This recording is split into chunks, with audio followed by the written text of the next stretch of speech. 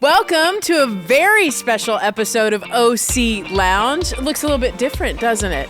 Where's all my friends? Well, you're my friend. You're here, and you're here to celebrate with us all the fun things that has happened this past year, this season of OC Lounge.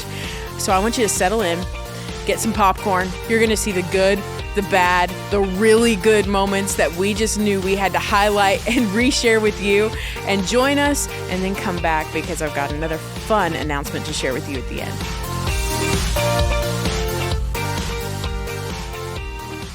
How many miles did Mary and Joseph have to travel to get to Bethlehem? It's getting harder, y'all. Wow. Sorry, Josh. You know, if I think of the size of Texas, it's like 6 hours. I love this logic. Okay. 6 hours. Maybe it's like 8 hours to get from one side to the other. Okay. If you're going 60 miles an hour. No way. But they were walking. They were say it's on more. a donkey. Yeah. So I'm going to go with... This is really... logic. This is good logic. Yeah. See, he was born... He was born. First, there were dinosaurs. What's your best guess? 777 miles. Oh my. Oh, Little Jesus in there. that's a perfect number. Feels holy. It is, It thank you. feels good. But it was only 80 miles. Oh, wow. 80 miles. Wow. I would say, I don't know if this is normal or not, but I grew up with my family. And You grew up with your That family? part is already not normal. you know what?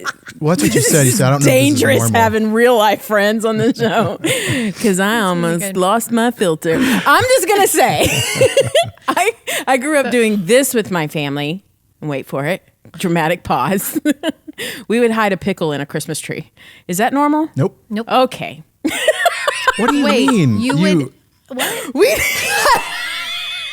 Are you talking like no. like fair, like big, like car, I don't know, like ballpark dill pickle? Yeah, things? we'd hide a pickle and we'd have to find the pickle in the What Christmas happened tree. if you found it? Did you get a prize? We just were like, I got it this I got the year. pickle. I got it. All right. Chicken nuggets or chicken strips? It's a big question. That's the question. Chicken nuggets or chicken strips? I guess nuggets. I'm going to go nuggets. Nugs for dipping. I like the strips right about now. Okay. It's been nuggets most of my life, Yeah. but right now I'm in the strip category. Cool. Yeah. Well, don't isolate that audio. Like raising Take hands. that.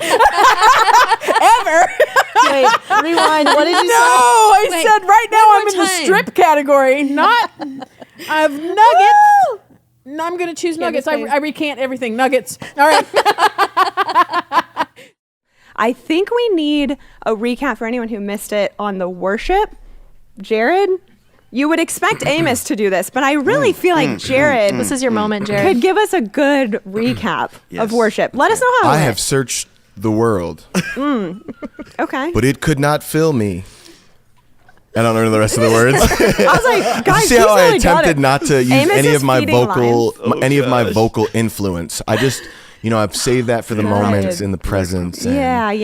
know. That's good. Wait, can you give us the Amos worship style? Oh my God. Okay, so if y'all got watch, this down. which I know you do all the time online, when it really starts to hit and the presence starts to hit, you can be sure to see Amos Yes. going right along with the That Holy hand.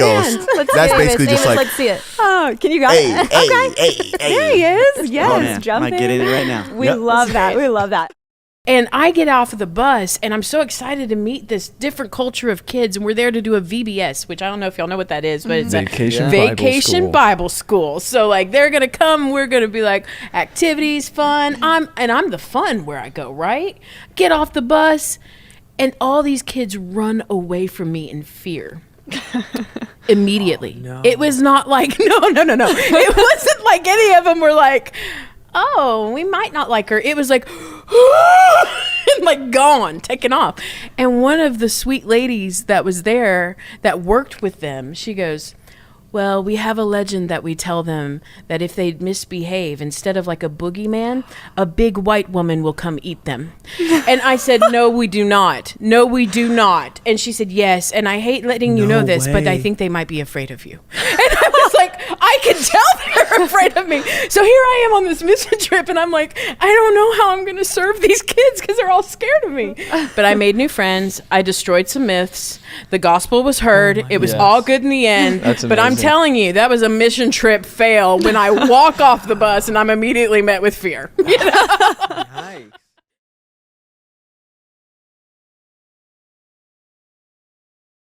shame is the concept where it's not just the activity. I am a mess up.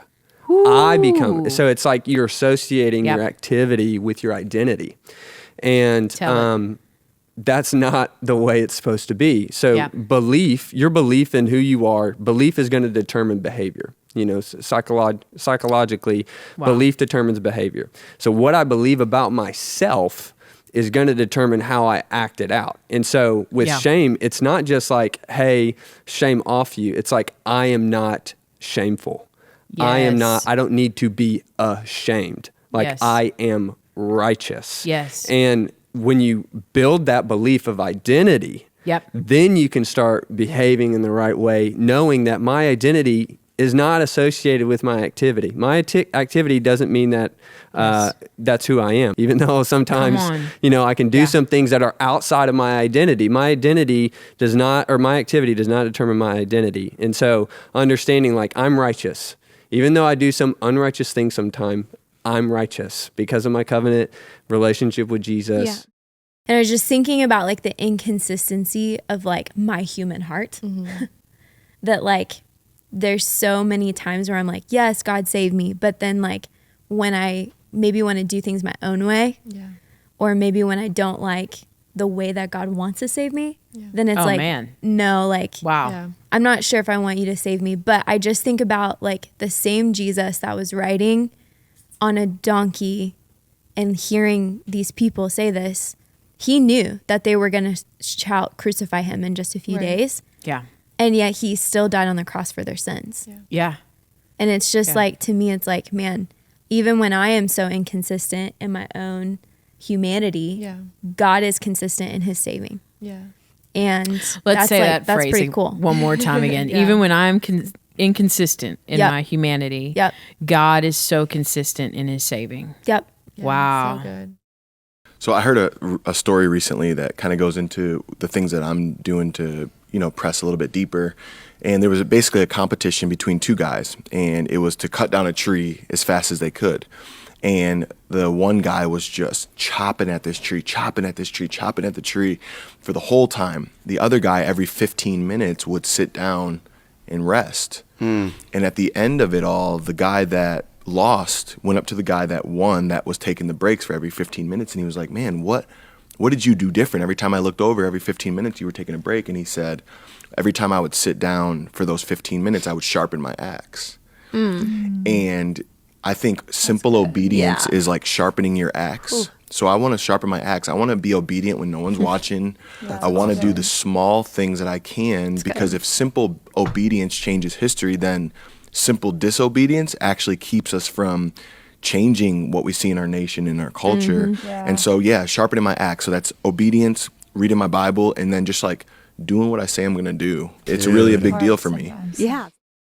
And when we've been sitting with this cancer thing, it's like, no, I'm not worried that God is not in control. And that's a grieving thing. And it replaces the worry of like, Lord, I trust you, but you're grieving with me. So then it turns into like being intimate with the Lord and like seeing him, who he is, in this new way of like, now I'm seeing this side of you that you're with me. And it's like, no, actually, let me sit with my feelings a little bit longer and grieve, which I think is like the healthy version of worry, you know, like, but I can grieve and I can mourn, and that's okay. The reality is that grief is a healthy thing. Stop faking being fine.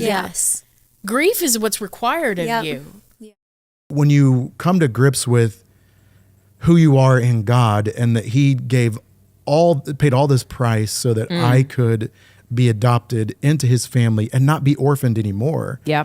You know, we say often, you know, that's the vertical part of the cross, right? Yes. It's like our relationship with him up. And then the horizontal part of the cross is how we live that out. That we can't keep this adoption to ourselves, but there are so many people around us that we bump into at the store, in our biological family, the 29,000 kids in the foster care system of Texas, you know, all these different environments of people who feel orphaned. And God has given us this adoption so that we can go and help them to experience what it means to be part of the family and not to be orphaned. Peter even says it more succinctly. He says, hey, if you suffer according to God's will, which is not something that any of us would like. Wait, Right. you're meaning I'm suffering because of God's will? Yeah. Oh my gosh. But then right before that, he's talking about how Jesus suffered in the flesh. And I love what he said. He says, if Jesus suffered in the flesh, then we should have the same mindset. So this suffering dynamic is a mindset that, yeah, if you have a body, you're going to suffer. Yeah. If you live on this earth, you're going to suffer. But having the same mindset that Jesus had changes the game, because I think our navigating through the suffering, we win or lose because of our mindset about the suffering. So if we think we're suffering because God's mad at us and he hates us and he's trying to mess us up, it feels totally different than, no, I'm flesh, I'm a human being, I'm in a world that is fallen, and therefore even as I follow the Lord, I'm probably going to have some struggle daily maybe. There were so many good clips. It's almost hard for me to just pick my favorite. If you have one that you really, really love, let us know. And if you're thinking, I missed that one, I didn't even get to see that one, go ahead and go back. It's all cataloged for you on OC Online and on our YouTube channel. You can find all the episodes there that you missed. Rewatch them. Let them be your summer playlist. Get the popcorn, grab your friends, share them.